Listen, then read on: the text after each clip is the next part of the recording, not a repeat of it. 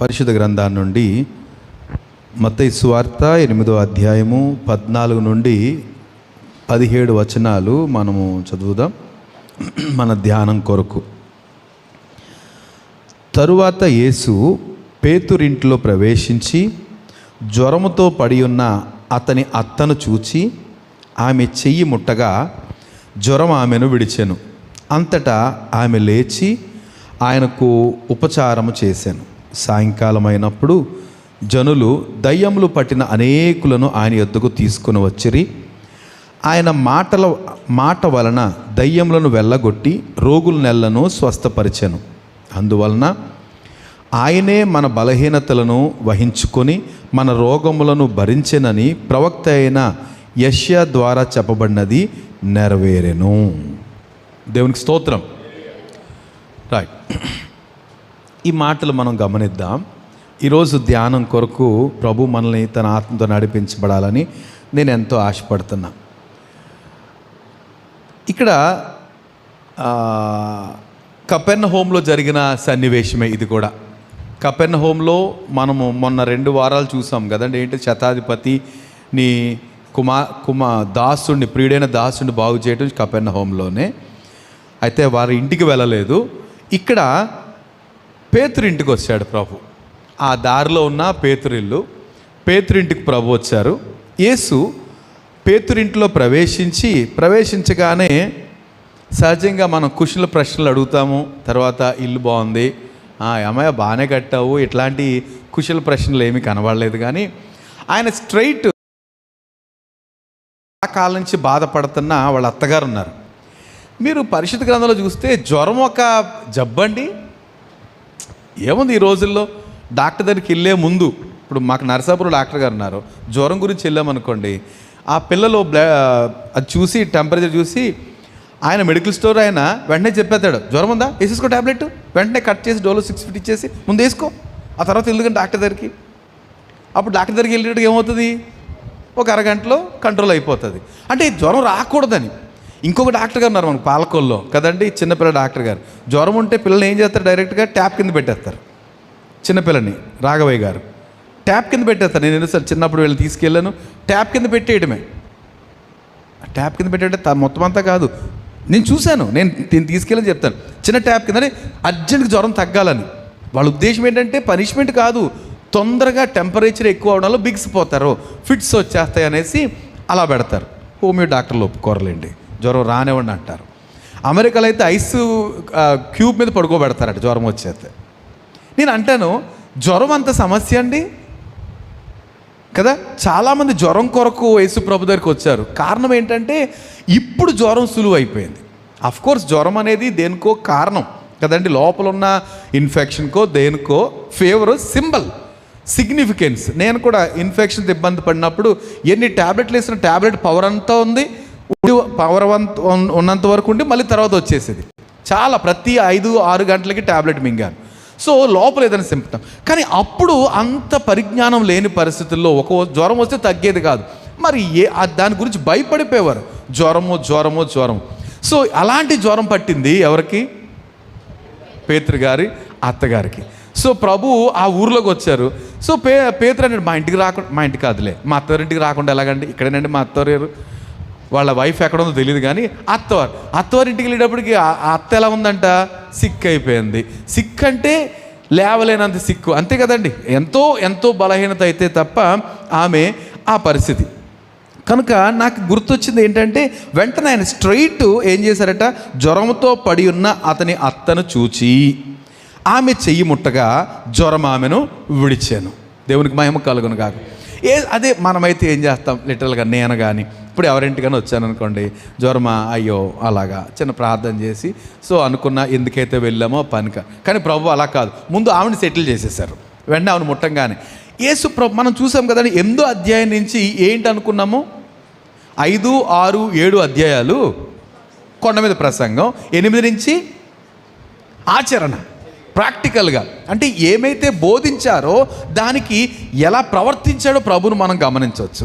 మనకి చాలాసార్లు మన మాటకి లేకపోతే మన బోధకి మన ప్రవర్తనకి ఎంతో వ్యత్యాసం ఉంటుంది. ఏమండి, చాలాసార్లు మన బోధ వేరు, మన ప్రవర్తన వేరు. కానీ యేసుప్రభు అలా కాదు, ఏమైతే బోధించారో అది చేశారు. ఆయన అంటారు కదా 5వ అధ్యాయంలో ఒక మాట ఉంటుంది. ఇక్కడ 5వ అధ్యాయంలో కనికరము కలిగిన వారు, 7వ వచనం, కనికరము కలిగిన వారు ధన్యులు, వారు కనికరం పొందుదురు. సో ప్రభువుకి పేతురింటికి వెళ్ళంగానే ఎవరి మీద కనికరం పొంగుకొచ్చింది?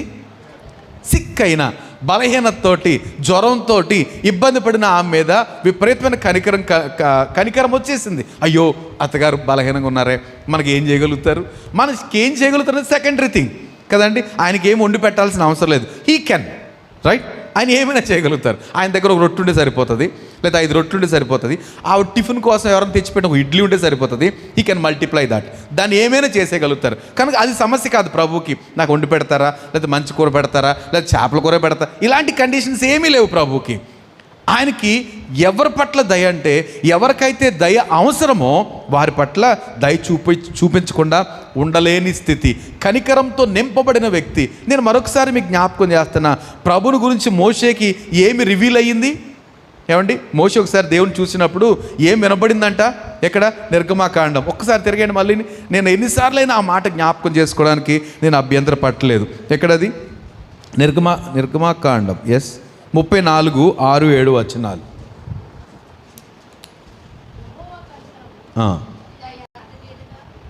అంతే అంతే, అదేనండి, అదే. యెహోవా కనికరము, దయ, దీర్ఘశాంతము, ఏంటంట? దేవుడు మోషే అంటాడు, అయ్యా నేను ఒకసారి చూడాలి అంటాడు. నన్ను చూస్తే ఎక్కడ బ్రతుకుతావయ్యా? సరే, నిన్ను ఒక 2 కొండల మధ్య పెడతాను, నేను దాటిపోతాను, నన్ను చూడంటే ప్రభు ఆయన దాటిపోతున్నాడు, చేయి పెట్టి మూసి దాటిపోతున్నప్పుడు ఆయనకు వినబడుతున్న మాటలు మరొకసారి గట్టిగా చదవాలి. నువ్వు చదువమ్మా, ఎవరి దగ్గర మైక్ ఉంది, చదువు. అతని ఎదుట యెహోవా అతని దాటి వెళ్ళుచు యెహోవా కనికరము. ఏంటంట? ఏమి వినబడుతున్నాయి? మోషేకి రీసౌండ్ వస్తున్నాయి. ఆయన వెళ్తుంటే ఏమొస్తుందంటే కనికరము, దయ, దీర్ఘశాంతము, విస్తారమైన కృపా సత్యములు కలిగిన దేవుడని ఆ మాటలు వినబడుతున్నాయండి. దేవుడు అనగానే మనకు గుర్తు రావాల్సింది ఏంటంటే దయ, కనికరము, విస్తారమైన దీర్ఘశాంతము, కృపా సత్యములు కలిగిన వాడు. ఇంకా దాని కంటిన్యూషన్ ఒక మాట చెప్పాలనుకుంటున్నాను నేను. అంటే ఆయన ప్రేమ లేకపోతే అబండెంట్ గ్రేస్ అని చెప్పొచ్చు. అద్భుతమైన కృప కలిగిన దేవుడు. ఆయన దగ్గర రావడానికి మనము ఆలస్యం చేయకూడదు ఏమండి? ఆయన దగ్గర రావడానికి ఏమాత్రము నిర్లక్ష్యము పొడిగించకూడదు. ఎంత సాధ్యమైతే అంత తొందరగా నేను కూడా తెరుస్తాను అన్నమాట. చూడండి ఒకసారి, చదువు తల్లి. ఇంకా ఆయన 1000 మందికి కృప చూపుచు. ఏంటంటే అండి, దేవుని గురించి చెప్పిన మాట నాకు భలే నచ్చింది. 1000 మందికి కృప చూపెడతాడట. అంటే ఏం చెప్పదలిచాడు అక్కడ? ఆ మాట, అదే మాట వినబడుతుంది. ఎంతమంది కృప చూపిస్తాడటండి? అంతే. అంటే ఎంతమంది అండి? ఎంత? 10 lakhs. 1000 మందికి అంటే 10 లక్షల మందికి కృప చూపెడతాడండి. మనం అందులో ఉన్నామా? ఉన్నవారు దేవుని స్తోత్రం చెప్తారా? నేను అందులో ఉన్నాను. ఆ 10 లక్షల మంది, 1000 మందిలో కృప చూపెడతాడు. ఆయన కృపలో మునిగి తేలుతున్నాం మనం. దేవునికి మహిమ కలుగును గాక. ఎన్నిసార్లు ప్రభుని స్తుతిస్తా, నీ కృపను ఎంత ఖర్చు చేస్తున్నాను ప్రభువా, నేను నీ కృపను ఎంత ఖర్చు పెట్టేశాను. నేను రక్షణ పొందినప్పటి నుంచి, అంతకు ముందు పక్కన పెడితే రక్షణ పొందినప్పటి నుంచి ఇప్పటి వరకు సుమారు 37 సంవత్సరాలు అనుకుంటా, ఎంత కృపను ఖర్చు చేస్తున్నాను. 1000 మందికి కృప చూపించును. కానీ ఏమంటే 1000 మంది కృప చూపించు, దోషమును, అపరాధమును, పాపమును క్షమించును. ఏంటంట? దోషాన్ని, పాపాన్ని, అపరాధాన్ని క్షమిస్తాడు. ఆయన దగ్గరకు వెళ్తే దోషాన్ని, పాపాన్ని క్షమిస్తాడు. అది ఎలాంటిదైనా, దానికి బరువు ఎంతైనా, లేకపోతే దాని శిక్ష ఎంతైనా ఎవరైనా ప్రభు దగ్గరికి వెళ్తే ఏం చేస్తాడంట? He can forgive. అడగాలే కానీ మీరు పలానా వాళ్ళు చెప్పండి, లేకపోతే యావజ్జీవ కారాగార శిక్ష 4 సార్లు పడ్డదండి అతనికి అని చెప్పండి, లేకపోతే ఉరి శిక్ష పడిందని చెప్పండి, లేకపోతే కఠినమైన మరణశిక్ష అని చెప్పండి. అలాంటి వ్యక్తి అయిన ప్రభు దగ్గరికి వెళ్తే ఏం జరుగుద్ది? క్షమాపణ దొరుకుద్ది, రైట్? ఆయన దగ్గరికి వెళ్తే.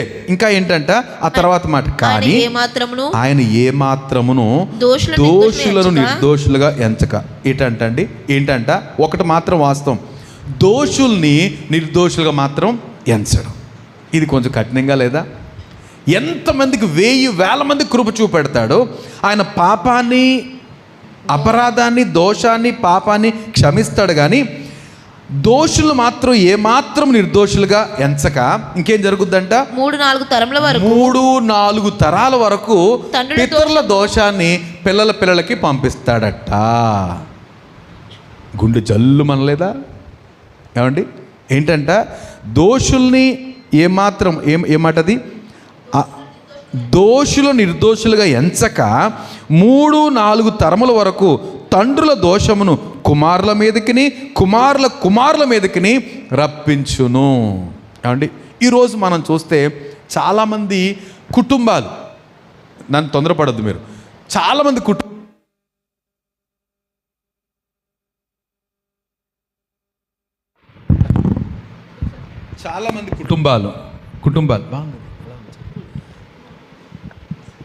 చాలామంది కుటుంబాలు కంటిన్యూగా కొన్ని పరిస్థితులు కొనసాగిపోతూ ఉంటాయి. ఏమండి, కంటిన్యూగా అంటే వారి తాతలో ఏదో బాధ, అదే బాధ కొడుకు బాధ, కొడుకు ఇది కంటిన్యూ అయిపోతుంది. కారణం ఏంటంటే పితరుల దోషాలు, లేకపోతే 3-4 తరముల వరకు తండ్రుల దోషాన్ని పిల్లలు, కుమారుల మీదకి ఆయన పంపిస్తాడంటే కొంతమందిని మనం గమనిస్తే అదే జరుగుతుందండి, అదే జరుగుతుంది. కనుక అలాంటి పరిస్థితుల్లో దోషుల్ని ఏమాత్రము నిర్దోషులుగా ఎంచలేని పరిస్థితి అప్పటిది. ఇది ఇప్పుడు కాదు అంటే ఇన్ ద సెన్స్ ఇప్పుడు కాదని ఇప్పుడు కూడా అంతే. మరి ఎవరికి తేడా? ఇప్పుడు కూడా తండ్రుల దోషాన్ని కుమారుల 3 తరాల వరకు వస్తుంది అని అంటే ఎవరికది? క్రీస్తు లేని వాళ్ళకి. క్రీస్తు లేని వారికి అది కంటిన్యూ అవుతుంది. దేవుని మహాకృప చొప్పున మనము ఆ స్థితిలో లేము. ఏమండి, దాని గురించి మనం స్టడీ చేద్దాం. రైట్. సో ఇక్కడ నేను ఏం చెప్పదలిచాను, యేసు ప్రభు ఆ ఇంటికి వెళ్ళంగానే ఆయన కనికరము, దయతో నింపబడి, కనుక ఈ మాటలు మరొకసారి ఎవరైనా వింటున్నప్పుడు, మీరు కానీ ఎవరైనా వింటున్నప్పుడు ఆయన దగ్గర రావడానికి ఆలస్యం చేయొద్దు. ఆలస్యం చేసి మన స్థితిగతులు ఇంకా దుర్భరం చేసుకోవడం కంటే ఎంత సాధ్యమైతే అంత త్వరగా ప్రభుని ఆశ్రయించి ఆయన శరణు వేడితే ధన్యులం అయిపోతాం. రైట్. ఏం జరిగిందంట, సాయంకాలం అయినప్పుడు, ఆ రోజు అయిపోయింది, ఆ రోజు కాదు, అంతటా ఎప్పుడైతే జ్వరం ఆమెను విడిచిపోయిందో అంతే వేసింది అత్తగారు. ఏంటి, జ్వరం తగ్గిపోయింది, ప్రభు మీకు స్తోత్రం. మా అల్లుడు గారు చెప్పారు, కానీ చాలాసార్లు దాన్ని మీరు వచ్చిన తర్వాత నాకు అర్థం కాలేదు, ఇంత శక్తి అని గమనించలేదు. ఏం శక్తి, జ్వరం తగ్గిన తర్వాత కూడా ఎలా ఉంటుందండి, అది నేను ఫేస్ చేశాను, మన అందరం ఫేస్ చేస్తాం. జ్వరం తగ్గిన తర్వాత ఏ టైఫాయిడ్, మలేరియా వచ్చింది అనుకోండి, ఇలా కళ్ళు లొట్టపోయి లోపలికి వెళ్ళిపోయి, ఏమంటే కుయ్యో ముర్రోమంట, అన్ని పనులు యాజ్ ఇట్ ఈస్గా చేసుకోలేం. కొన్ని రోజులు బలం పొందాలి. కానీ పేతురత్త అలా కాదు. దేవునికి మహిమ కలుగును గాక. ప్రభు టచ్ చేస్తే ఏమండి, ఆ జ్వరం వల్ల వచ్చిన బలహీనత, ఆ నీరసం ఏదైనా మటుమాయమే, బలము అయింది. ఆయన టచ్లో ఏముందట, ఆయన ముట్టుకోగానే ఫుల్ ఎనర్జెటిక్ అయిపోయింది. ఎనర్జెటిక్ అయిపోతే యేసుప్రభు వస్తే యేసుప్రభు పేతురు గారు ఒక్కరు వచ్చుంటారు, ఇద్దరు వచ్చుంటారా? ఆయనతో శిష్యులు, బోల్డ్ జన సమూహము. యేసుప్రభుకు భోజనం పెట్టాలంటే మాటలేంటి ఏమండి, బోల్డ్ మంది ఉంటారు. వెంటనే నడుము బిగించింది అంతే. మీరు కొన్ని నిమిషాలు మీరు మాట్లాడుతానండి, రెడీ చేసేస్తాను అంతే. అన్నీ రెడీ చేసింది. నేను అనుకుంటాను ఆ రోజు మరి ఈ శతాధిపతి కార్యక్రమం అయిన తర్వాత ప్రభు అక్కడికి వెళ్ళిన తర్వాత ఈమె బాగుపడిన తర్వాత ఆమెకు ఉపచారం చేసింది ప్రభుకి, వాళ్ళందరికీ. ఈలోపు సాయంకాలం అయిపోయింది. సాయంకాలం అయిందో కాసేపు రెస్ట్ తీసుకున్నారేమో పేతురు ఇంటి దగ్గర. ఆఫ్ కోర్స్ మనం స్టడీ కాబట్టి ఈ మాటలు కూడా చెప్తున్నా. సాయంకాలం అయినప్పుడు జనులు దయ్యములు పట్టిన అనేకులను ఆయన యొద్దకు తీసుకొని వచ్చారు. ఏంటంటే ఎవరు వచ్చారంట ఆయన దగ్గరికి? దయ్యాలు పట్టిన వాళ్ళు చాలామందిని తీసుకొచ్చారట. అంటే అప్పుడు ఎక్కువ దయ్యాలు ఉండేవి, ఇప్పుడు లేవు అంటారా? నా మాట వింటున్నారా? అప్పటికి ఇప్పటికీ దెయ్యాల్లో ఉన్న మార్పు ఏంటి, లేకపోతే ఏంటి అంటారు? ఇప్పుడు దెయ్యాలు కనపడుతున్నాయా? మీరు చూసారు ఈ మధ్యలో ఎప్పుడైనా దెయ్యం పట్టి నేను వారిని వీరిని అనే పరిస్థితులు తక్కువ. నేను ఎప్పుడు చూడనే లేదు, అసలు నిజంగా చూడలేదు. మీరు ఎవరైనా చూసారేమో కానీ నేను ఎప్పుడు చూడలే. ఫేస్ టు ఫేస్ అంటే ఇలాగ వ్యక్తిని ఎప్పుడు చూడలేదు. ఒకసారి చూశాను కానీ చర్చిలో, నరసాపురం చర్చిలో కొంచెం చూశాను. కానీ ఇక్కడ చాలామందిని ఆ మాట ఏంటండి, దయ్యములు పట్టిన అనేకులను ఆయన యొద్దకు తీసుకుని వచ్చిరి. కారణం ఏంటంటే అప్పటికిప్పటికి తేడా ఏంటంటే దెయ్యాలేం తక్కువ కాలేదండి. దయ్యాలు తక్కువ కావు. వాటికి దేవుడు ఫుల్ పనిష్మెంట్ ఇచ్చి ఆ బెలంలో బంధించి నిత్యాగ్నిలో తోసేటంత వరకు కోర్స్ అవి పనిచేస్తూనే ఉంటాయి. ఏమండి, చాలా పనిచేస్తాయి. ఎంత పనిచేస్తాయంటే మనకంటే ఎక్కువ పనిచేస్తాయి కదండి. వాక్యం చెప్తుంది, ఎవరిని మృంగుతున్నా అని అపవాది ఎలా తిరుగుతుందంట, గర్జించు సింహం వల్ల తిరుగులాడుతున్నాడు. ఎక్కడ అన్నాడు తిరుగుతున్నాడు. మరి అంటాడు మనకు ఒక్కసారి తారసపడ్డేంటండి, దయ్యం కానీ దయ్యపు ఆత్మలు కానీ ఎందుకు తారసపడవు? ఏమైనా చెప్తారా? మీకు ఏమైనా ఆలోచన ఉందా? ఎందుకు కనపట్టలేదు? ఎందుకు దయ్యం పట్టిన వాళ్ళు మనకు కనపట్టలేదు? ఏమండి, మీకు ఒక చిన్న ఎగ్జాంపుల్ చెప్పి అర్థమైపోద్ది. కరోనా 19లో వచ్చింది, 20లో వచ్చింది, 20లో సెకండ్ వేవ్ అన్నారు, తర్వాత మళ్ళీ థర్డ్ వేవ్ అన్నారు. ఆ తర్వాత అంటారు ఆ వైరస్ మోడిఫై అయ్యింది. అంటే వైరస్ ఏమవుతుందంట, కాలానుగుణంగా మారుతుందంట. కాలానుగుణంగా మారి మనలోకి వెళ్ళడానికి అనేక రకాల ప్రయత్నాలు. అంటే ఇంతకుముందు ఎలా వచ్చిందో అలాగే రాదట, మోడిఫై అవుతుంది. Will you agree this? కాదు. ఫర్ ఎగ్జాంపుల్ దోమలు చూద్దామండి. దోమలు ఉన్నాయి. దోమలు చిన్నప్పటి నుంచి దోమలు ఇప్పుడు ఒకేలాగా ఉన్నాయా? ఏమైనా మోడిఫై అయినాయా? అంటే వాటి విధానం మార్చుకున్నాయా? చిన్నప్పుడు దోమ కుట్టడం మొదలెట్టేటప్పటికే చాలా సీరియస్గా ఉండేది, వెంటనే కొట్టి చంపేసి కాసేపు. ఇప్పుడు జరుగుతుంది ఏం జరుగుతుందండి, అది కుట్టేసి బాబో నేను కదలలేకపోతున్నప్పుడు మనకు కనబడుతుంది. అరే ఏంటిది పుట్టుమచ్చా? దోమది కొట్టు చూడండి పచక్క. ఏంటిదంతా? తర్వాత దోమ సైజు ఎంత ఉందండి ఇప్పుడు? ఎస్పెషల్ మన పాలకొలే కదా, మన నరసాపురం పాలకొల దోమ ఎంత ఉంటుంది? ఎంత సైజు ఉంటుంది. దేవుని మహాకృప ఏంటంటే, దేవుని మహాకృప దోమల్లో కూడాను అది కొట్టడానికి వచ్చినప్పుడు మన కళ్ళ ముందు కాసేపు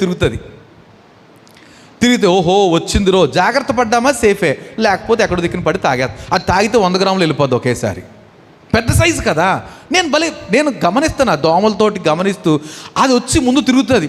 ఒకవేళ పొరపాటు ఒకసారి మిస్ అయినా మళ్ళీ అక్కడికే వస్తుంది. కొంచెం శ్రద్ధ ఉంటే చంపేయచ్చు. పట్టించుకోకుండా దాన్ని చూడకుండా ఇలాగ అన్నాం అనుకోండి, తాగేసి ఇక లేవలేదు, ఖచ్చితంగా పెద్దది కదా, ఖచ్చితంగా చచ్చిపోతుంది అంతే.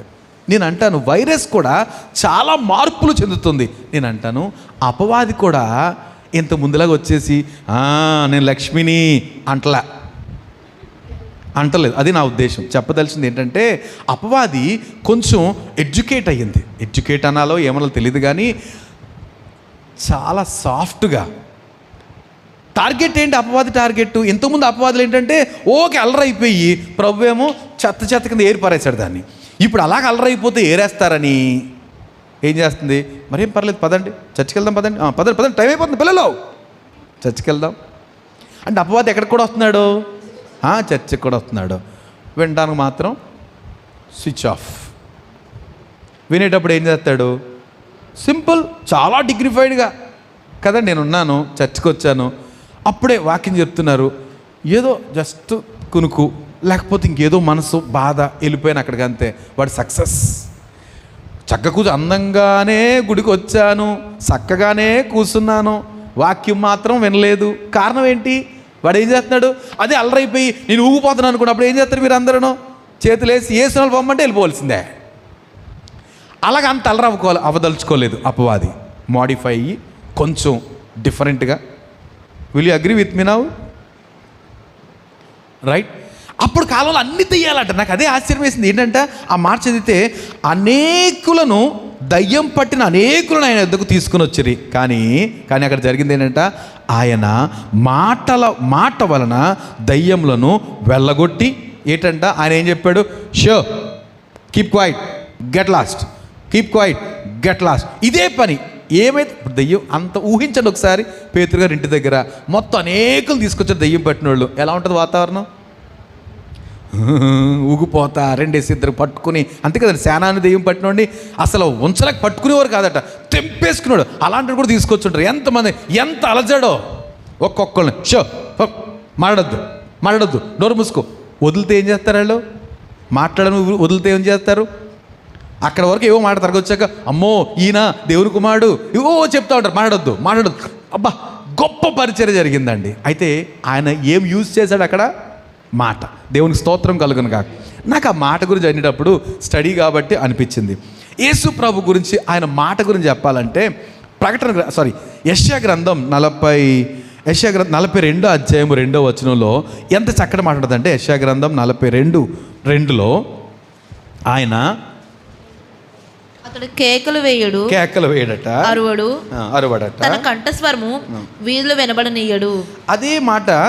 దాని గురించి మత్తయి మళ్ళీ కోట్ చేస్తూ ఇక్కడ 12వ అధ్యాయం 19వ వచనంలో ఆయన జగడమాడడు, కేకలు వేయడు, వీధులలో ఆయన శబ్దం ఎవరికి వినబడదు. యేసు ప్రభు స్టైల్ ఏంటంట? జగడమాడలేదంటే ఎవరితోటి. మనకి ఏది తక్కువ తెలియాలండి? ఏది తక్కువ తెలియాలి? జగడమాడటం తక్కువ తెలియాలి. నాకు రాదండి అంటే సూపరం. కొంతమంది ఉంటారు చూడండి, ఎంత తిట్టినా వాళ్ళకి దెబ్బలాటం రాదండి, ఏడుస్తూనే ఉంటారు. ధన్యులు, దేవుని స్తోత్రం. వాళ్ళని ఒక్క మాట అనకూడదు, చెవులు పగిలిపోతాయి మనకి అన్న వాళ్ళతోటి ప్రమాదం. యేసు ప్రభు ఏమన్నా ఏం చేయడంట? జగడమాడు, కేకలు వేయడు, వీధుల్లో ఆయన స్వరము వినపడదు. అంటే ఒక రీతి చెప్పాలంటే తక్కువ మాట్లాడతాడు, సమయాన్ని బట్టే మాట్లాడతాడు. ఊరికే లొడలాగా బిగ్ బబులా కదా, ఊరికే మాట్లాడదండ కదా, సెంటర్ ఫ్రెష్ ఊరికే మాట్లాడదు. లబలబలు ఆడిస్తే నాలుకని అన్నట్టు ఆయన ఆడించాడు. అలాగా ఈ లబలబలు ఆడించే నాలుక కలిగిన వాళ్ళు ఏం చేస్తారు? ఏం మేలు చేయలేరు ఎవరికైనా. ఎందుకని? విస్తారమైన మాటల్లో దోషం ఉండక మానదు, అట్లతో సరిపోదు జీవితం అంతా. సాయంత్రం అయ్యేటప్పటికి అయ్యో వాళ్ళని తిట్టాను ప్రభా, వీళ్ళన్నాను ప్రభా, అదన్నాను ప్రభా, ఇదన్నాను ప్రభా, ఈ సొద సరిపోతుంది. కానీ తక్కువ మాట్లాడితే ధన్యులు. విస్తారమైన మాటల్లో దోషం ఉండక మానదు. ఒకవేళ మూర్ఖుడైనా వాడు తక్కువ మాట్లాడితే ఏమవుతాడండి? జ్ఞాని అని ఎంచబడతాడట. మనం సహజంగా మూర్ఖులమే, అయినప్పటికీ తక్కువ మాట్లాడే ప్రాక్టీస్ చేస్తే వి విల్ బి వైస్, మనం జ్ఞానవంతులు అనబడతాం. కనుక నాకు అనిపించింది ఆయన మాట వలన దయ్యాలను వెళ్ళగొట్టాడు. ఇంకేం చేశాడట? రోగుల నెలను స్వస్థపరిచెను. ఆయన మాట వల్ల దెయ్యాలను వెళ్ళగొట్టి రోగుల నెలను స్వస్థపరిచాను. అక్కడ ఒక మాట చెప్పారు, రాయబడిన మాట, అందువలన ఆయనే మన బలహీనతలను వహించుకొని మన రోగములను భరించినని ప్రవక్త అయిన యెషయా ద్వారా చెప్పబడినది నెరవేరను. ఏంటంట? ఇక్కడ అన్ని అద్భుతాలు జరిగేటప్పటికి దెయ్యాలన్నీ వెళ్ళగొట్టాడు, రోగులందరినీ బాగు చేస్తుంటే వాళ్ళు అంటున్న మాట ఏంటంటే, ఆహా, వెంటనే మత్తయి ప్రవచనాన్ని జ్ఞాపకం చేసి వాళ్ళందరూ అనుకున్నారు. కొంతమంది ఈ ధర్మశాస్త్రం తెలిసిన వాళ్ళు అనుకున్నారట, ఆహా, అరే ఈయన గురించి చెప్పబడిన యెషయా చెప్పబడిన మాట ఎక్కడది? 53వ అధ్యాయం తెరుద్దాం ఒకసారి. నేను మళ్ళీ చదువుతున్నా. ఆయనే మన బలహీనతలను వహించుకొని మన రోగములను భరించెనని ప్రవక్త అయిన యెషయా ద్వారా పలకబడిన మాట నెరవేరెను. ఏమండి? ప్రవక్త యెషయా ద్వారా పలకబడిన మాట నెరవేరింది అనేసి ఇక్కడ చెప్తున్న మాట. అది చూద్దాం. ఏమండి? ఇక్కడ యేసు ప్రభు చేసిన పనులు ఏంటంట? ఆయన మన బలహీనతలను వహించుకొని మన రోగములను భరించాను. ఒకసారి నాతో ఈ మాట చెప్తారా? మన బలహీనతలను వహించుకొని మన రోగములను భరించాను. ఈ రెండు మాటలకి అర్థం ఏంటండి? అర్థం ఏంటి? మన బలహీనతలు వహించుకొని అంటే ఆయన తీసుకున్నాడు, రోగాలను కూడా ఆయనే భరించాడట. మనం చాలాసార్లు ఈ మాటను దాటిపోతున్నాం. ఈరోజు దాని గురించి కొద్దిసేపు పరిశుద్ధాత్మ మనకి వివరించాలని ఎంతో ఆశపడుతున్నా. ఎందుకంటే ఏమండి, మన బలహీనతలు, మన వ్యసనాలు, మన రోగాలు ఆయన మీద వేసుకున్నాడట. ఒక కీర్తన భాగం గత వారం, ఐ థింక్ అంతకుముందు వారం మిస్ ధ్యానం చేశారు కదా. 32వ కీర్తన మొదటి వచనం ఏంటది? మొదటి చరణం, తమ అతిక్రమములకు పరిహారము నొందినవాడు, తన పాపమునకు ప్రాయశ్చిత్తము నొందినవాడు ధన్యుడు. ఎవరంటండి? తన అతిక్రమాలకి పరిహారము. అతిక్రమాలకు పరిహారం అంటే అతిక్రమాలకు పరిహారము, పాపమునకు ప్రాయశ్చిత్తము. అతిక్రమాలంటే నేను ఒక అప్పు తీసుకున్నాను, లేకపోతే వీరి పట్ల అన్యాయంగా ప్రవర్తించాను, దానికి తగిన శిక్షను నేను కదండి, అతిక్రమాలకు పరిహారం నొందాను అనుకోండి, అంటే నేను ఆ శిక్ష కట్టేసాను అనుకోండి, అప్పుడు నేను ధన్యుడిని అవుతాను. పాపములకు ప్రాయశ్చిత్తము, నాకు ప్రాయశ్చిత్తం ఎలా కలుగుద్ది పాపానికి అని అంటే, ఏమండి ఇప్పుడు నేను ఎవరి పట్ల తప్పు చేశాను, క్రీస్తుని పక్కన పెడదాం, నేను ఎవరి పట్ల తప్పు చేశాను, శిక్ష రావాలి కనుక, అందుకే ఈ మాట గుర్తొచ్చింది, మూర్ఖుల వీపునకు బెత్తం. మూర్ఖంగా ప్రవర్తించాను, నాకేం జరగాలి, ఎక్కడ వీపు మీద దెబ్బలు కొట్టాలి. ఎన్ని కొట్టాలి? 39 దెబ్బలు కొట్టాలి. ధర్మశాస్త్ర ప్రకారం మూర్ఖులు లేకపోతే ఒక పనులు చేయకూడని పనులు చేస్తే వాళ్ళు ఏం చేయాలంట, ఒకడు తక్కువ 40 దెబ్బలు కొట్టాలి. సో నా వీపంతా ఏమైపోవాలి, పుచ్చిపోవాలి కదండి. అప్పుడు ఏమైనట్టు, నేను అమ్మయ్య నా శిక్షకు, నా నోటి మాటకు లేదా మూర్ఖత్వానికి తగిన శిక్ష నాకు కలిగింది. అతిక్రమాలు అయితే తన పాపములకు ప్రాయశ్చిత్తం నొందినవాడు, అతిక్రమములకు అంతేనది, అతిక్రమములకు పరిహారం నొందినవాడు, పాపమునకు ప్రాయశ్చిత్తం నొందినవాడు ధన్యుడు. అయితే ఆ పాప పరిహారము లేకపోతే ప్రాయశ్చిత్తము మనం భరిస్తే మనం ఎందుకు ధన్యులు అవుతాం కదండి. మనం భరించనక్కర్లేకుండా సంబడి హ్యాస్ పెయిడ్, ఎవరో పే చేశారు కదండి, ఎవరో పే చేశారు. మన పాపాలను బట్టి మనము శిక్ష పొందట్లేదు, మన అతిక్రమాలను బట్టి మనము శిక్ష పరిహారం పొందలేదు. ఏమండి ఈ మాటను గమనిస్తే యేసు ప్రభు చెప్పిన ఒక ఎగ్జాంపుల్ మీకు ముందు చెప్పాలి కదండి. 18వ అధ్యాయంలో ఒక కథ చెప్పాడు కదా ఆయన. ఏంటది అనగనగా ఒక యజమాని ఉన్నాడు. ఆ యజమాని దగ్గర అప్పు తీసుకున్నాడు ఎవడో. ఎంత తీసుకున్నాడు? 10,000 తలాంతులు. అంతేనా? 18వ అధ్యాయం మత్తయి సువార్త 18వ అధ్యాయంలో 10,000 తలాంతులు అప్పు తీసుకున్నాడు కదండి. 10,000 తలాంతులు అప్పు తీసుకుంటే, సో యజమాని వచ్చి డబ్బులు ఇచ్చారా నా అప్పు తీర్చే అంటే వాడు ఏమన్నాడు, 10,000 తలాంతులు అంటే ఎంత, ఇంకా మీరు ఆకూడదు అంతసేపు, 100 సార్లు నేను ఇక్కడ చెప్పుంటాను. ఎంతండి 10,000 తలాంతులు అంటే ఎంత అండి? 1 2 3 4 5 6 ఎంతమ్మా 10,000 తలాంతులు అంటే? కొత్తగా లెక్కలు క్యాలిక్యులేటర్ కావాలా? 3,600 అంట తలాంత్ అంటే. ఒక తలాంత్ అంటే 3,600. 10,000 తలాంతులు అంటే 3,60,00,000. 3,60,00,000. 3,60,60,000 అయితే ఏదో తలకబెట్టి ఇచ్చేస్తాం. ఎంత? మన ఆస్తులు ఏం సరిపోవు కదండి. 3,60,00,000 ఎక్కడ తీరుస్తాం? అది అతని పరిస్థితి. కనుక అతను అన్నాడు, అయ్యా నా వల్ల కాదు, కొంచెం ఓర్చుకుంటే ఎంతకాలం దుడుతాడు. అప్పుడు జీతం ఎంత? మామూలు కూలి ఎంత? 50 రూపాయలు. 50 రూపాయలు అర్ధ రూపాయి 50 పైసలండి. ఆ లెక్కలో చూస్తే 3,60,00,000 ఎంతకాలం క్యాల్కులేట్ చేశాను. నేను కాదు, నా పిల్ల కాదు, నా పిల్లడు ఎంతైనా సరే తీర్చలేదు అంత. కనుక కీర్తన గ్రంథంలో ఒక మాట నేను 49వ కీర్తన చూడండి ఒకసారి. 49:9 చరణం. మన క్రయధనము అదేంటది? వారి ప్రాణ విమోచన ధనము. వారి ప్రాణ విమోచన క్రయధనము ఉందాం అక్కడ.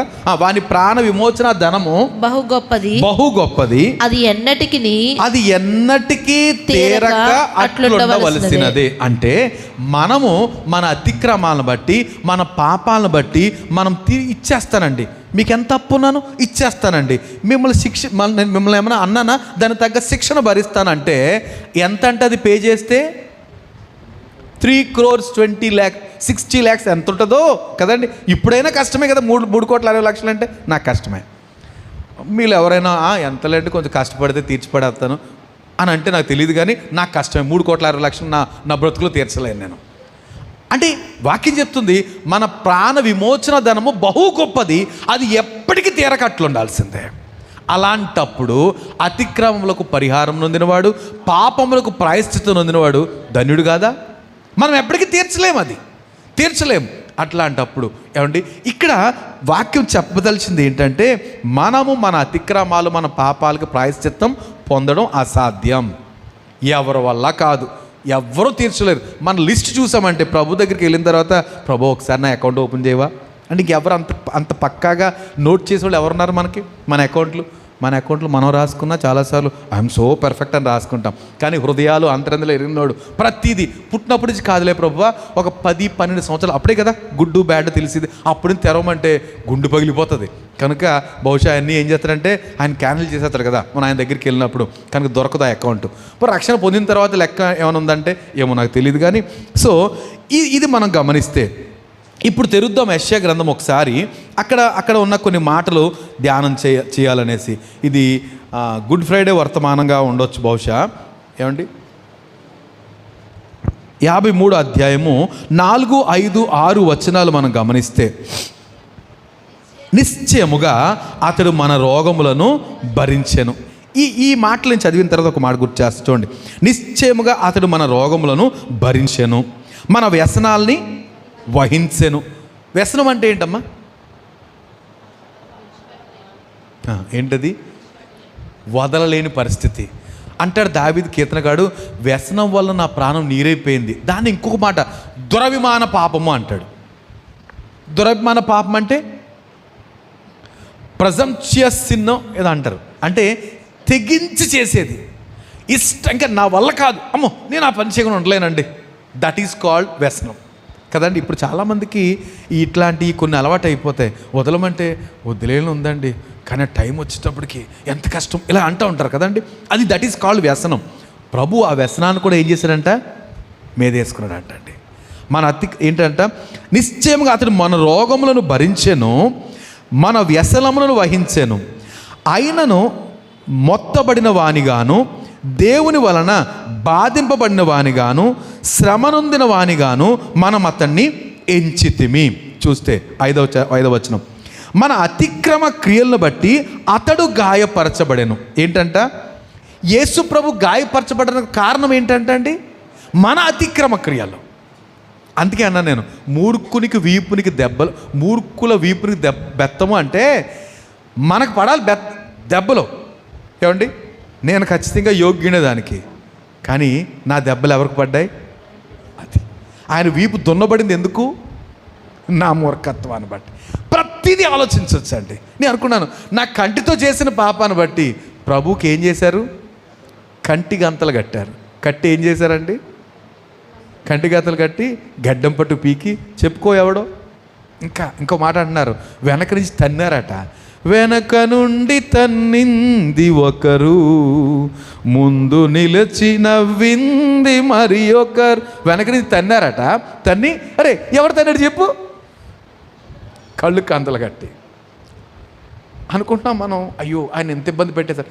అంత ఇబ్బంది పెట్టలే, అవన్నీ నాకు రావాలి, నన్ను తన్నాలి. ఏమంటే నా గడ్డం పట్టు పీకాలి, నా కళ్ళు కంతలు కట్టాలి, కళ్ళు పీకేయాలి సంసోన్ లాగా. కానీ ఆయన భరించాడు ఇవన్నీ మీరు గమనించండి. మనందరి పరిస్థితులు ఒక్కసారి జ్ఞాపకం చేసుకుంటే అవన్నీ భూమికి ఆకాశం మధ్యన వేలాడదీయబడిన ప్రభువు బేర్ చేశాడు. ఆయన వహించాడు, సహించాడు అంటే, భరించాడంటే అది అర్థం అండి. మనం చాలాసార్లు అలవాటుగా ఈ మాటలు చెప్పేస్తున్నా. నేను ఈ మాటని పరిశుద్ధాత్మగా అప్పగించుకుంటూ మాకు అర్థమయ్యేటట్టు చేయండి ప్రభువా అనేసి ప్రార్థన చేస్తున్నాను. ఇంకేంటంట, అతిక్రమ క్రియలను బట్టి అతడు గాయపరచబడ్డాడు, మన దోషములు బట్టి అతడు నలగొట్టబడ్డాడు. అతన్ని నలగొట్టారు, చిత్తకొట్టారు. ఎన్ని కొరడా దెబ్బలో. కారణం ఏంటండి? అక్కడ ఏమాట ఉంది? మన దోషములు బట్టి నలగొట్టబడ్డాడు. మన దోషమే. నాకేం సంబంధం లేదు, నేను ఎప్పుడంత దోషం చేయలేదండి. Sorry, you are mistaken. మీరు పొరపాటు పడుతున్నారు. ఏమండి, ఒకవేళ ప్రభుని అడిగి చూడండి. మంచి చెడ్డలు తెలిసిన వాళ్ళు ఎవరైనా. రాత్రి ఒక మాట ఎవరో ఏంటంటే, ఇప్పుడు జ్ఞానంలో కొద్ది తక్కువ మంది ఉంటారు కదా. జ్ఞానం తక్కువ అంటే వాళ్ళకి మంచి చెడ్డలు తెలియదు. ఫర్ ఎగ్జాంపుల్, ఏమనుకోకపోతే మన శామ్ గారు పెద్ద అమ్మాయి ఉంది కదండి, ఆమెకి ఏమీ తెలియదు, మంచి చెడ్డలు ఏమీ తెలియదు. వస్తుంది, నవ్వుతూ కూర్చుంటుంది, అస్సలు కపటం తెలియదు. అమ్మాయి ధన్యురాలు. ఎందుకని? ఆమె తప్పు చేయలేదండి, పాపం చేయలేదు, తెలియదు, తనకి ఏది మంచి ఇచ్చాడో తెలియదు. కనుక తను ప్రభు వచ్చినప్పుడు ముందు ఎత్తబడే వరుసలో అలాంటి వాళ్ళు ఉంటారు కదండి, జ్ఞానం తక్కువైన వాళ్ళు. స్పర్జన్ గారు ఇచ్చిన ఈ డిక్లరేషన్ ఇది. చార్లెస్ స్పర్జన్ అంటే ఎవరైతే మానసిక వికలాంగులు ఉన్నారో వాళ్ళకి ఏ డోకా లేదు, వాళ్ళు ప్రభుతోటి ఉంటారు డౌట్ లేకుండా. కానీ మానసికంగా అన్ని విధాలుగా పెర్ఫెక్ట్ అయిన మనకే సమస్య. ఎందుకని? వి నో దాట్ ఏది మంచో ఏది చెడో తెలుసు. ఈ మంచి చెడు తెలిసిన మనం అనుకుంటున్నాం నా అతిక్రమాల క్రియలు ఏం కాదండి, నేను అంత సీనేమి లేదు, నాకు అంత సీనేమి లేదు. అబ్బా ఒక్కొక్కసారి అనుకుంటా నేను, అయ్యి బాబోయ్ ఇంత దౌర్భాగ్యున్నా కదండి. మనుషులుగా మనం ఆలోచన చేస్తే మన ఆలోచనలకి ఒకసారి హద్దు పద్దు ఉండదు. ప్రభువే కనుక ఒక్కసారిగా మన ఆలోచనలు చక్ మనేసి ముందు స్క్రీన్ పెట్టాడు అనుకోండి, గుండె పగిలిపోదు. మానవులము ఇలాంటి. ఎందుకని? మనము ఆదాము స్వభావం ఒక్కోసారి కనపడుతూనే ఉంటుంది, మొదటి ఆదాము స్వభావం. కానీ ప్రభు అంటాడు రెండవ ఆదాము స్వభావం మనలో వచ్చేటంత వరకు ఆయన వెయిట్ చేస్తున్నాడు అక్కడ. ఆయన వచ్చినప్పుడు ఎలా ఉంటుందట, ఆయన పోలి మనం ఉంటాం. అంతవరకు స్ట్రగులేనండి ఇక్కడ, అంతవరకు స్ట్రగులింగే. కానీ ఆ స్ట్రగులింగ్ ఏంటంట, ఇంకా ప్రభు కొరకు. అయ్యో ప్రభువా ఇలాంటివి ఉండకూడదు, అయ్యో ప్రభువా ఈ ఫైటింగ్. ఇక్కడ మనం గమనిస్తే మన దోషములు బట్టి అతడు నలగొట్టబడెను, మన సమాధానార్థమైన శిక్ష అతని మీద పడిందంటండి. ఏంటంట? మన సమాధానార్థమైన శిక్ష అంటే మనల్ని సమాధానపరచడానికి, తండ్రితో సమాధానపరచడానికి ఎంత శిక్ష అయితే మనం పొందాలో ఆ శిక్షను ఆయన మీద మోపారట. కనుక క్రైస్తవులు ఎల్లప్పుడూ హృదయపూర్వకంగా దేవా ఈ పరిస్థితుల్లో నన్ను భరించినోడు నువ్వే కదా అని ఎల్లప్పుడూ మనం కృతజ్ఞులమే జీవించాలండి. ఒకవేళ ఆరాధన చేయమని నా జీవితంలో ఏం జరగట్లేదండి, నేనేం ఆరాధన అనకూడదు. ఎందుకని? ఇది సరిపోదు. ఇచ్చిన రక్షణ బట్టి మెండుగా ప్రభుని స్తుతించవచ్చు. నాకు ఇందాక కీర్తన ధ్యానం చేస్తుంటే యెహోవాను బట్టి, మరి దేని బట్టి కాదు, దేవుని బట్టి అంటే నిజంగా కదా, మరి అన్ని పక్కన పెట్టచ్చు. ప్రభువా నిన్ను బట్టి అతిశయించే గొప్ప మనసు మనం కలిగి ఉండాలి. మరి దేని బట్టి కాదు. కోర్స్ మనం అనుకున్న ఏమి జరగకపోయినా సరే ప్రభువును బట్టి ఏం చేయాలంటే మనము కదండి. జ్ఞాని తనకున్న దాన్ని బట్టి, ఐశ్వర్యవంతుడు తన ఐశ్వర్యాన్ని బట్టి, ఇంకెవరు బలవంతుడు శూరుడు బలాన్ని బట్టి అతిశయించకూడదు. కేవలం ప్రభువును బట్టి అతిశయించే ఉన్నది. ఎందుకని? ఆయన చేసిన పాత నిబంధన భక్తుల కంటే క్రొత్త నిబంధన భక్తులు మరింతగా ప్రభువును కృతజ్ఞతాస్తులు చెల్లించాలి. మరొకసారి వెళ్తున్నాను నేను. ఎక్కడ ఏమన్నాడు ప్రభు? 1000 మందికి కృప చూపించును, ఇంకా దోషమును పాపమును అతిక్రమములు క్షమిస్తాడు, కానీ దోషులు నిర్దోషులుగా ఎంచడు. ఇప్పుడేం చేస్తున్నాడు? మనమందరము దోషులము, నిర్దోషులుగా ఎంచడానికి ఎవరో ఒకరిని బలి చేశాడు. ఆయన ఎవరు? మనందరి దోషాలు ఆయన మీద మోపబడ్డాయి. వీఆర్ నాట్ దోషులం. ఇప్పుడు మనం దోషులం కాదు. ఎందుకని? మనందరి దోషాలు. ఇది ఎలా జరుగుద్దండి అంటే, మనం అడిగితే మనం అప్పగించుకుంటే అవుతుందా, లేకపోతే అడగకపోయినా మనందరి దోషాలు ఆయన క్షమించేశాడా? అలా కాదే కదండి. మొదటి ఆదాము నుంచి స్వభావం, పాపపు స్వభావం ఎలా వచ్చిందో అలాగే కడపటి ఆదాముని వరల రాలేదు. అలా ఇది ఎలాగొచ్చింది? నమ్మితే వస్తుంది, ఆయన దగ్గరికి వెళ్తే వస్తుంది కదండి. అది కూడా మనం చూద్దాం. అయితే ఒకసారి కంప్లీట్ చేద్దాం. ఏంటంట? మన దోషములు బట్టి నలగొట్టబడెను, మన సమాధానార్థమైన శిక్ష అతని మీద పడెను, అతడు పొందిన దెబ్బల చేత మనకు స్వస్థత కలుగుతుంది. దేవుని మహిమ కలుగును గాక. ఏంటండి? ప్రభు పొందిన దెబ్బల చేత ఏం జరుగుతుందంట? యాక్చువల్గా రోగాలకు కారణం ఏంటి? చాలా వరకు పాపం, కొన్ని దేవుని మహిమ కొరకు, కొన్ని శారీరక బలహీనతలు అని అంటారు. కానీ మెయిన్ రీజన్ మనం పరిశుద్ధ గ్రంథంలో చూసిన ఎక్కువ బలహీనతలు బికాజ్ ఆఫ్ సిన్. కానీ అక్కడ రాయబడిన మాట ఏంటంట? అతడు పొందిన దెబ్బల చేత మనకేం కలుగుతుంది? స్వస్థత కలుగుతుంది. సో మన బలహీనతలకు, మన శారీరక బలహీనతల వల్ల ఒకవేళ రోగం వస్తే మనం ప్రభు దగ్గర చూస్తే, అయ్యా ఇగో ఈ వ్యసనం లేకపోతే ఈ బలహీనత, ఈ పాపం వలన మీకు శిక్ష విధించబడింది, కనుక నాకేమొచ్చింది? స్వస్థత వచ్చింది. మనం దాన్ని భరించాల్సిన అవసరం లేదు. 3-4 తరాల వరకు పితరుల దోషాన్ని పిల్లలు భరించాలి. ఇప్పుడా? కాదు. నెవర్ మనం అనుభవించాల్సిన అవసరం లేదు. ఎప్పుడైతే మనం క్రీస్తులోకి వెళ్ళి ఆయన వైపు చేతులు ఎత్తామో ఏం చేస్తాడు? ఆయన సమస్తం కొట్టివేస్తాడు. ఇంతవరకు వచ్చిన కర్స్ లేకపోతే ఆ శాపము, ఆ పాపము ఏమైపోవాలి? ఆగిపోవాల్సిందే. ఇక నుంచి అంతవరకు వచ్చిన శాపం, లేకపోతే కొన్ని కుటుంబాల్లో అంటాడు కదా 10 తరాలు 4-5 తరాలు అంటే, మొదట ఫర్ ఎగ్జాంపుల్ మా తండ్రి పరమ దుర్మార్గులు అనుకుందాం. ఏమండి లెక్క ప్రకారం 3-4 తరాలు మేము శిక్ష అనుభవించాలి. రైట్, మా తండ్రి ప్రభుని తెలియకుండా చనిపోయారు. అనుకుందాం నిజం కాదండి, ప్రభు రక్షణ పొందారు, దేవునికి స్తోత్రం. సరే, సో ఆయన ఏమి తెలియకుండా ఆయన దుర్మార్గులు చనిపోయారు అనుకుందాం. కానీ ఇప్పుడు ఎన్ని తరాలు సాగాలది? 4 తరాలు, 3-4 తరాలు. నేను నా కొడుకు తరాలు. కానీ ఎప్పుడైతే నేను ప్రభుని ఆశ్రయించానో ఏమైపోద్ది? అది ఆ శాపము క్రీస్తులో కొట్టివేయబడింది. దేవునికి మహిమ కలుగును గాక. ఎవరికి సాధ్యం అది? యేసుక్రీస్తులో ఉంటేనే సాధ్యం. ఎందుకని? ఆయన మాత్రమే మన వ్యసనాలు భరించాడు, మన పాప శాపాలన్నీ బేర్ చేశాడు. కనుక ఆయన ఆశ్రయించామా ధన్యులం అయిపోతాం. మీకు అందరికీ అర్థం అవడం కొరకు ప్రభు పదే పరిశుద్ధ గ్రంథంలో వద్దని చెప్పిన మాట ఇక్కడ ఆయన మన పట్ల నెరవేర్చాడు. కారణం ఏంటంటే ఏమండి, స్టీఫెన్ కొన్నిసార్లు యూజ్ చేస్తుంటారు షూరిటీ కదా. షూరిటీ ఇవ్వచ్చు, ఇవ్వకూడదా? ఏమండి, పెద్దోళ్ళు నవ్వుతున్నారు, ఎందుకంటే ఇవ్వాల్సి వస్తుంది, ఒక్కోసారి అయిన వాళ్ళకి ఇవ్వాల్సి వస్తుంది. కానీ నాకు చాలామంది తెలుసు షూరిటీ ఇచ్చి ఎవరికో మంచిగా సాయం చేసి, ఎవరో ఇల్లు కట్టుకుంటున్నారండి, నేను ఇల్లు కట్టుకుంటానండి. ఇల్లు కట్టుకుంటే నాకు నరసాపూర్లో సహోదరులు అసలు ఏమి ప్రశ్నించకుండానే షూరిటీ సాయం చేశారు. నేను కనుక కట్టడం ఫెయిల్ అయిపోయాను అనుకోండి, ఇన్సూరెన్స్ కూడా కట్టట్లేదు. నేను ఇన్సూరెన్స్ చాలా ఎక్కువ, 3,500 ఎంత కట్టమని ఒక సంవత్సరానికి. అది కడితే ఒకవేళ నేను ఏమైనా సడన్గా చచ్చిపోతే నా ఇన్సూరెన్స్ క్లెయిమ్ చేసి నా అప్పు తీర్చుకుంటారు. నేను ఇన్సూరెన్స్ కూడా కట్టట్లేదు. ఒకవేళ నేను ఏమైనా అయిపోయాను అనుకోండి, ఎవరి చేత కట్టించుకుంటారో తెలుసా అండి? ఆస్తి అమ్ముకుంటారు. ఒకవేళ ఆస్తి ఈ లోపే నేను ఎక్కడన్నా ఇంకేదైనా చేశాను అనుకోండి, ముదురులు కదా ఇప్పుడు అంతా కూడా డాక్యుమెంట్లో ఉంటుంది, ఈ లోపే ఎవరికో ఇచ్చేస్తారు. కనుక ఏం చేస్తారు? ఆయన కట్టాలి. అలాగా నాకు తెలిసిన వాళ్ళు చాలామంది ఐపీ ఎత్తేసిన వాళ్ళు ఉన్నారండి. వాళ్ళ వల్ల కాదు, వాళ్ళకి అవసరమే తీసుకోలేదు, ఎవరు తన మంచితనాన్ని బట్టి మాట ఇచ్చి. నేను ఎందుకంటానంటే, కానీ కొన్ని సందర్భాల్లో ఇప్పుడు కొంతమంది జైల్లో ఉంటారు కదండి, వాళ్ళకి బెయిల్ ఇవ్వచ్చా లేదా? అంటే అర్థమేంటి బెయిల్ అంటే?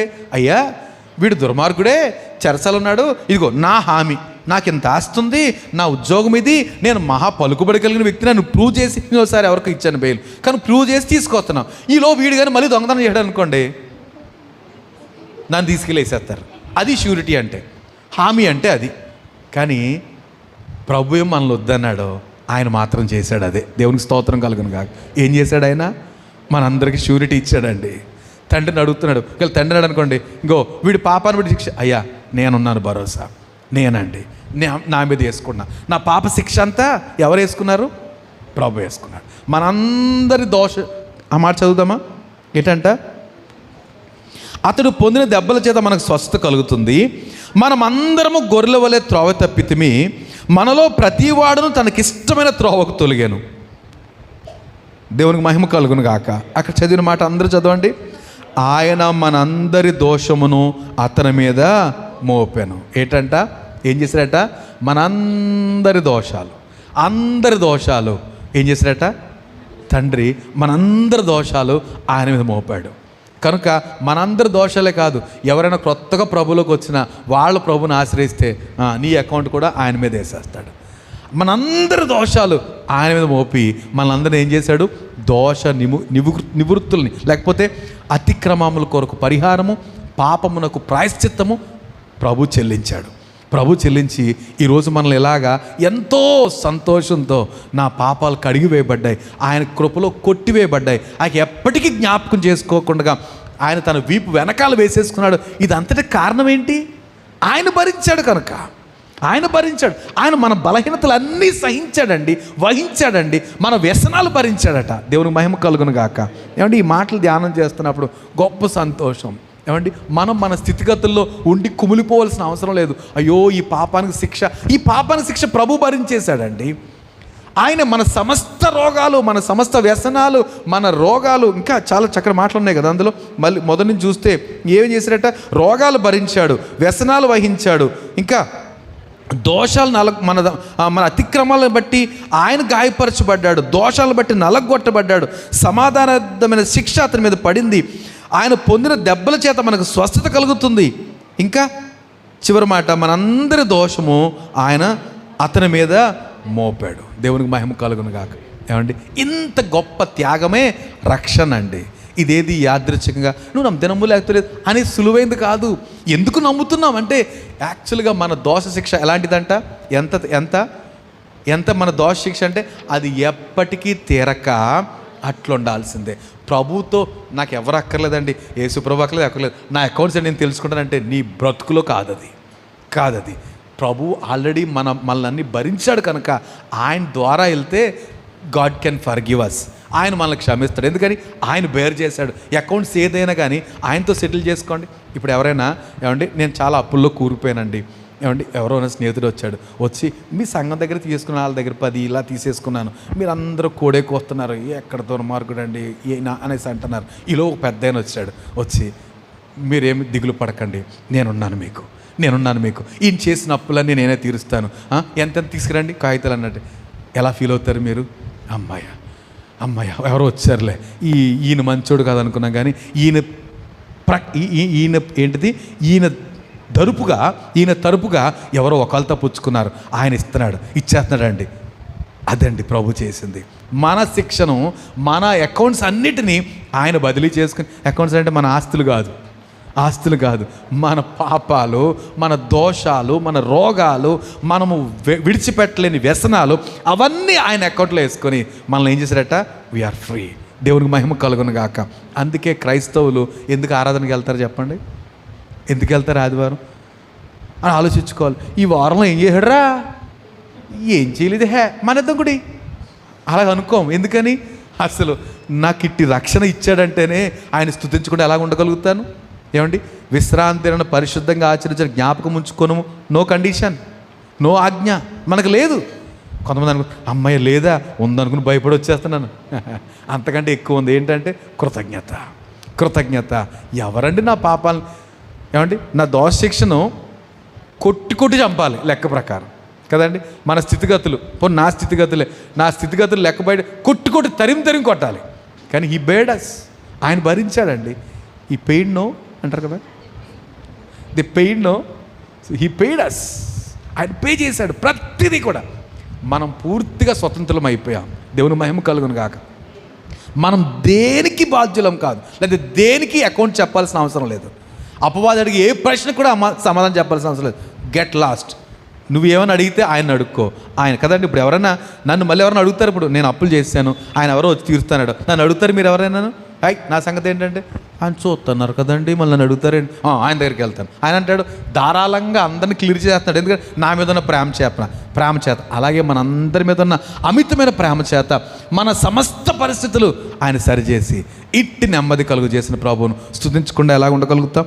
రైట్. కనుక ఒక మాట మీకు చూపించి లాస్ట్ బట్ 1 అన్నట్టు 94 ఈరోజు ధ్యానం చేసిన 34 కీర్తన ఎవరికి భాగ్యము అని అంటే చక్కగా ఉంది కదా. 34 చివరి మాట ఏంటంట,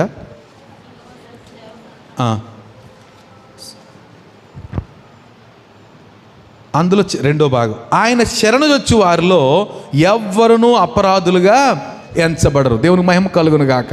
ఏమండి, ఎవరైనా ఆయన శరణుజొచ్చారా? దేవునికి స్తోత్రం. అందరూ ఒకసారి స్తోత్రం చెప్తారా? మరొకసారి. ఏమండి, ఎవరైనా ఆయన శరణుజొచ్చారా?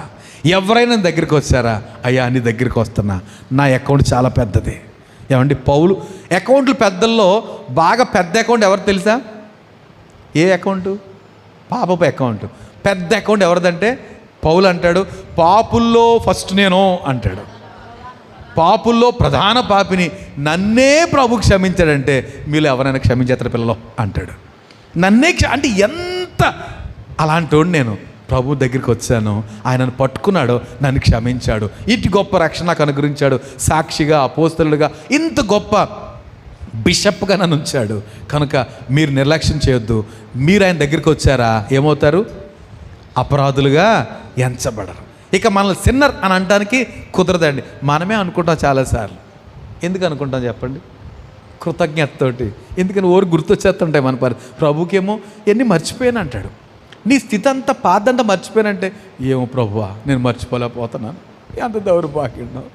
నేను ఒక్కొక్కసారి చాలాసార్లు గుర్తు చేసుకుని ఎంత దౌర్భాగ్యం, నువ్వు నన్ను క్షమించావు. ఇప్పుడు క్షమించమని అడగకూడదు కదండి, ఆల్రెడీ క్షమించేశాడు.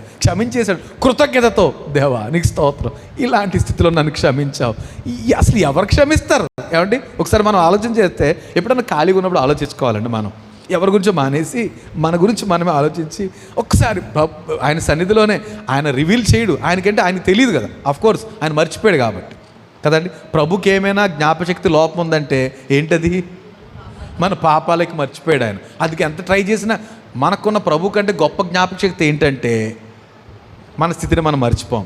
అందు మంచిదే, ఎందుకు? దేవుని స్తుతించడానికి. కనుక అది జ్ఞాపకం చేసుకుని ఒకసారి ప్రభుకు మెండుగా స్తుతులు చెల్లించవచ్చు. చాలాసార్లు జీవితంలో జరుగుతూ ఉంటాయి కదండి. నిత్య జీవితంలో ఒక్కోసారి ఏదైనా చూసినప్పుడు అమ్మో ఎంత దౌర్భాగ్యనో, నేను కూడా ఇలాంటి దాన్నే ఇలాంటి అనుకోలేదు, ఎన్నిసార్లు అనుకోలేదు, ప్రభుని స్తుతించలేదా? కనుక అలాంటి దేవునికి మహిమ. కానీ ఎవరైనా శరణజొచ్చారా? నేను అదే కోరుతున్నా. మన కుటుంబాలు మిగిలిపోయినోళ్ళు ఎవరైనా వాళ్ళు అపరాధులుగా తీర్చబడకుండా ఉండాలంటే ఏం చేయాలి? ఆయన శరణజొచ్చాలండి. ఆయన శరణ పెడితే అసలు తిరిగేలేదు. ఎంత ఆశీర్వాదమో, ఎంత ఆశీర్వాదం. చివరి మాట పేతురు రాసిన 2వ పత్రిక, మొదటి పత్రిక